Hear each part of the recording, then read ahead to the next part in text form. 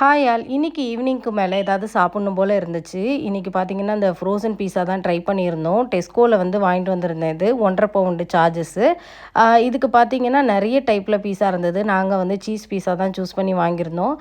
நிலாலாம் இப்போ பார்த்தீங்கன்னா நல்லா பீஸா சாப்பிட ஆரம்பிச்சிட்டா. ஏன்னா வந்து அவளுக்கு ஸ்கூலில் வந்து இப்போல்லாம் பீஸா பர்கர் அந்த மாதிரி தான் கொடுக்குறாங்க.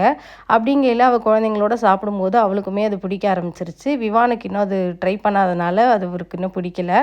டின்னருக்கு பார்த்தீங்கன்னா சப்பாத்தியும் குருமாவும் தான் பண்ணியிருக்கேன். ஹஸ்பண்ட்க்கு இன்றைக்கி ஆஃபீஸ் இருக்குது. நீங்கள் ஆஃபீஸ்க்கு பேக் பண்ணுறீங்க அப்படின்னா லைட்டாக வந்து மாவு தடவி இந்த மாதிரி ட்ரையாங்கிள் ஷேப்பில் பண்ணிக்கோங்க. ஃபஸ்ட்டாக ரவுண்டாக தேய்ச்சிட்டு அதுக்கப்புறம் மடக்கி தேய்ச்சிக்கோங்க.